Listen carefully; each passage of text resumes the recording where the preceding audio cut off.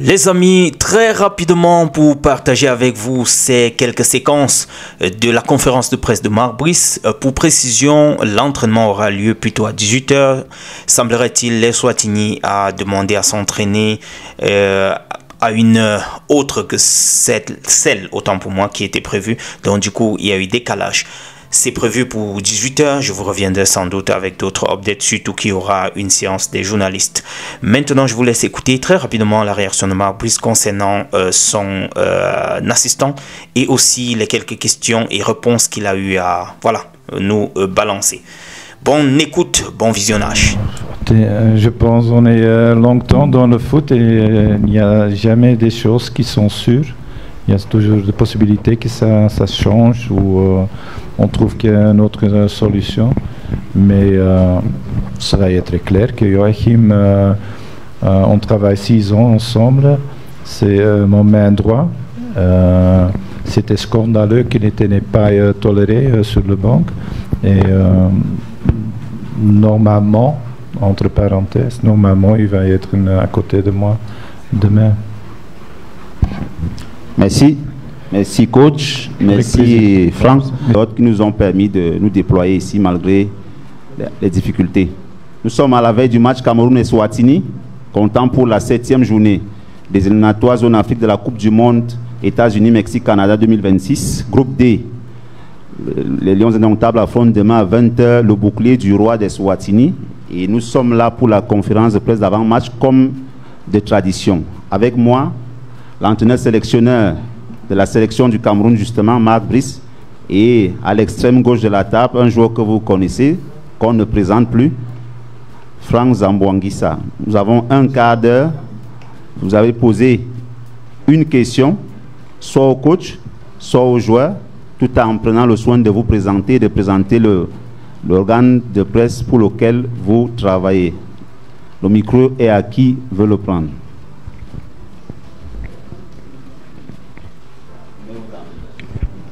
Merci. Bonsoir à tous, bonsoir au coach, bonsoir à Monsieur Zambouanguissa. Ma question, elle est stratégique. J'aimerais savoir, Monsieur le coach, quelle est la stratégie que vous comptez mettre sur pied pour arracher 3 points face à cette équipe de l'Eswatini qui, nous savons, propose un jeu un peu plus défensif. Je m'appelle Royaume Ezangono de la Chouamette Info. Merci. Merci pour la question. Je pense, quand je dois parler maintenant de stratégie, c'est un peu perdu, de stratégie. Alors, ce n'est pas le moment. Le jour avant le match, on a déjà entraîné bien hier, avec ajouter quelque chose d'important pour le groupe peut jouer, pour casser la défense des Swatini. Et pour le reste, avec le temps, normalement, il y a un entraînement maintenant, mais ça va être compliqué. Eux aussi, il a le droit de jouer en même heure que le match. Alors, c'est 2 matchs dans le même terrain et demain, on doit jouer sur ce terrain. Alors, c'est pas idéal, mais on est prêt. On a une bonne sélection avec beaucoup de joueurs qui jouent dans les plus grands clubs du monde. Alors, c'est à nous, on doit être motivé et on va être motivé. Alors, le reste, on doit voir demain. On doit, chaque adversaire, on donne beaucoup de soutien et on a le respect pour eux et ça ne va pas être différent demain. Merci.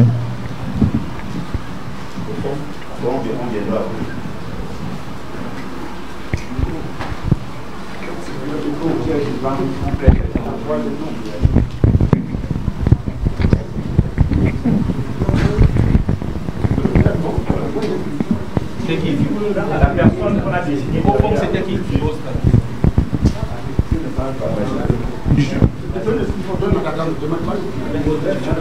Je prends. Merci. Bonsoir coach. Bonsoir André. Je suis Eric Bilon, je travaille pour Camdis Télévision. Coach, merci. Coach, le groupe est arrivé vraiment segmenté par rapport au vol, le départ de chaque ville pour chacun. Une seule séance d'entraînement collective, est-ce que c'est suffisant pour vous? Le match ce sera demain. Et quand on sait que le match, il y aura un autre match très très important, est-ce que c'est suffisant pour la préparation, pour gagner, pour le moral par rapport au match de demain? Merci. Pour moi, c'est ça, c'est jamais suffisant. Hein. Même on entraîne un mois, ça va être jamais suffisant parce que tu voudrais toujours plus loin. Mais heureusement, je suis entraîneur et coach d'une équipe très talentueuse. Alors, les choses qu'ils ont prouvées hier déjà, je suis très content de ça et c'est à nous. On doit toujours rentrer sur le terrain avec notre objectif et être pas peur de l'adversaire, mais être bien concentré et beaucoup de respect pour l'adversaire, c'est toujours le plus important. Merci. Bonsoir coach, bonsoir Franck, je suis Joël Wadem, Radio France Internationale. Ma question s'adresse à Franck Zambo Anguissa. Alors au match aller, c'était un nul. Qu'est-ce qui sera mis en œuvre pour que les Lions puissent remporter cette rencontre et dans quel état d'esprit se trouve l'équipe? Merci. Bonsoir à vous. Comme le coach l'a dit, on a essayé de travailler hier pour déjouer les plans de cette équipe. C'est une équipe qui sait défendre. Après, nous, on a des joueurs de qualité, donc on essaiera de faire de notre mieux pour ramener ces 3 points qui sont super importants pour nous et pour tout le Cameroun. Au niveau d'état d'esprit, je pense que le groupe il est positif, il est enthousiaste à l'idée de jouer chez lui parce que voilà, nous sommes à la maison et on a envie de faire un grand match, on a envie de donner une belle victoire au peuple camerounais qu'il mérite. Donc il n'y a pas grand chose à dire à part que voilà, demain on y va pour gagner ce match. Coach Cyril Nozeki from the CLTV. Coach, are you aware that tomorrow's game is like another final? You're going to play against Eswatini. Can you tell us what you're telling you guys, given that there's another strong game upcoming against Cabo Verde, and the result of this game is certainly going to determine the outcome of the other game? Yes, correct what you say, and I think one more time, and as the third time that I say it, we have all the respect for every opponent. We don't underestimate a team, and Cabo Verde on the 9th, it will be a big opponent. It will be crucial because we're a little bit fighting for the first position there. So, but it's a challenge. I think if you work in football, it's a challenge that makes you bigger and stronger, and I hope it will be also happening now. And we'll let us start now with first prepare Eswatini and try to win from them tomorrow. Thank you.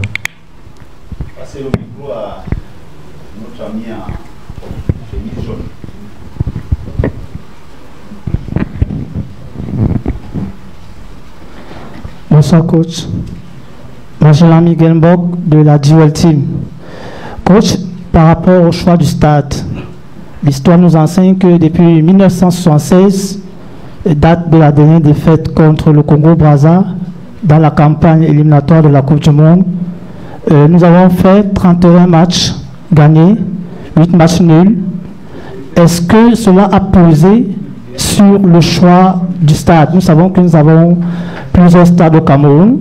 Qu'est-ce qui a bien pu peser sur votre choix par rapport au stade Amadou Ahidjo? Merci.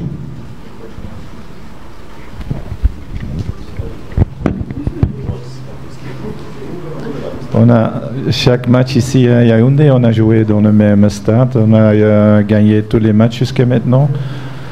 Ça va être un peu ridicule pour changer le stade maintenant. Malheureusement, maintenant, avec le temps, l'adversaire a le droit d'entraîner sur le terrain. Ils sont en train de faire ça. Nous, on voudrait entraîner, mais avec le terrain, avec le temps comme ça, ça va être très très très pour le terrain.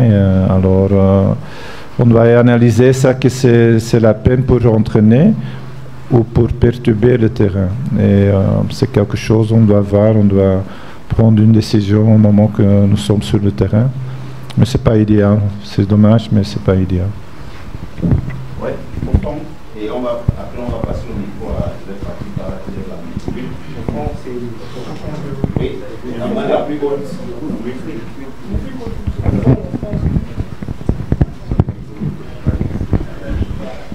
Bonsoir coach, bonsoir Zambo Anguissa. Alors coach, vous avez eu à voir cette équipe eswatinienne qui nous a imposé un match nul à l'aller. Quelle est l'idée précise que vous faites de cette équipe? Et à Zambo Anguissa, est-ce que vous êtes suffisamment conscient que... Monsieur Kodou, une question, soit au coach, soit au joueur. Il n'y a pas le bonus? Ok, au coach. Merci, merci.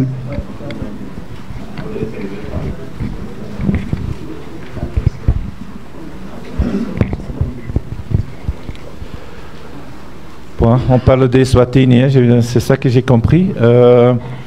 Je réfléchis, le moment qu'on a joué contre Eswatini, c'était après un vol de 24 heures. On était bloqué à l'aéroport. Après, il y a avec l'autobus, c'était 6 heures, je pense, en route. Alors, le groupe était complètement fatigué. 5 ou 6 heures plus tard, on doit jouer ce match. Et on a joué le match nul. C'était un mauvais match parce qu'il n'y a pas de jus dans les joueurs. Ils n'ont pas dormi, ils n'ont pas bien mangé. Alors, ce sont des situations très fortes pour des joueurs professionnels. Alors, j'espère que ça va être comme ça. On va être sur le plan ça beaucoup mieux préparé, c'est important. Et j'ai toute la confiance dans le groupe pour le reste. Il nous reste 4 minutes. On va prendre 3 questions. 3 dernières questions. Bonsoir, Joseph Patrick Bala, Info TV. Coach, on a 6 joueurs majeurs qui sont sous le coup d'une suspension. On dispute un match face à l'Eswatini, ça n'enlève en rien la valeur de l'Eswatini. Mais coach, est-ce que vous prendrez le risque d'aligner ces 6 joueurs majeurs demain, en sachant qu'on a une quasi-finale face au Cap-Vert quelques jours après? Merci. Merci, c'était une bonne question. On a avec Franck discuté pendant la voiture. Quel est le meilleur choix? On a réservé quelques joueurs parce qu'ils ont déjà pris les cartes jaunes. Carlos Baleba, il est suspendu. Quelle est la meilleure tactique pour ça? Et je dois dire des choses. Franck a répondu, il a raison et je vais lui suivre. Pas tout le temps. Mais il a raison, il a dit on doit commencer avec le premier match. Le premier match est Eswatini, on doit mettre l'équipe le plus fort sur le terrain et commencer d'essayer de prendre des points. Et on ne peut pas commencer de calculer pour le deuxième match, car au papier ils ont plus fort. Mais non, laisse-nous commencer d'essayer de prendre des points contre Eswatini et on verra plus tard. Alors je trouve que c'est très intelligent, très malin et normalement on va suivre ce système et je vais mettre l'équipe sur le terrain le plus fort pour commencer. Une question à Franck. Ouais. Salut Franck, Sidi Lombardi pour MSI Télévision. Alors, on a le retour dans l'équipe nationale de Eric Maxime Choupo-Moting, qui, selon les dires du coach lors de la conférence de presse de l'annonce de la liste, revient grâce à ses performances. Comment se passe la réintégration d'un coéquipier qui, malheureusement, n'avait pas terminé l'aventure de la plus belle des manières lors de la récente compétition? Je pense que Choupo aujourd'hui a l'expérience et on le connaît tous aussi aussi comme quelqu'un de super positif. C'est pas difficile de revenir dans une équipe qu'il connaît très bien, qui est sa maison. Donc rien à dire. Il est super bien intégré. Il a toujours ce rôle-là de cadre et il le joue à merveille parce que voilà, il est toujours là prêt à aider. Je peux pas vous dire grand-chose de plus parce que voilà, Choupo, vous le connaissez tous ici. Le joueur que c'est, que ce soit sur le terrain, pour ma part en dehors aussi, c'est une super belle personne et on est très content de l'avoir avec nous. Donc.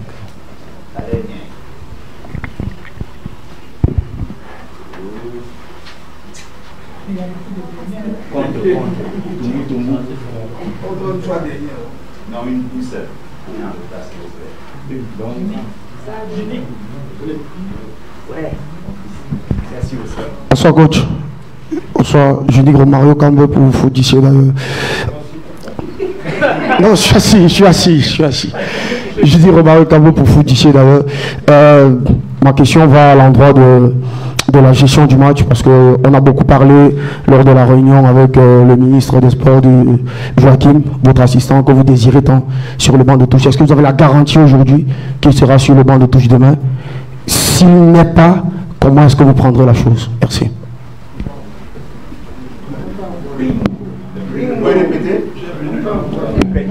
Je dis, on a longtemps parlé de Joachim lors de la réunion avec le ministre des Sports, lors de la réunion préparatoire. Est-ce qu'aujourd'hui vous avez la certitude que Joachim, votre assistant, que vous désirez tant sur le banc de touche, sera là? S'il ne l'est pas, comment est-ce que vous prendrez la chose?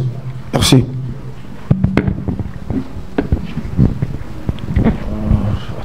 Je pense qu'on est longtemps dans le foot et il n'y a jamais des choses qui sont sûres. Il y a toujours des possibilités que ça change ou on trouve qu'il y a une autre solution. Mais ça va être clair que Joachim, on travaille 6 ans ensemble. C'est mon main droit. C'était scandaleux qu'il n'était pas toléré sur le banc. Et normalement, entre parenthèses, normalement, il va être à côté de moi demain. Merci coach, merci Franck.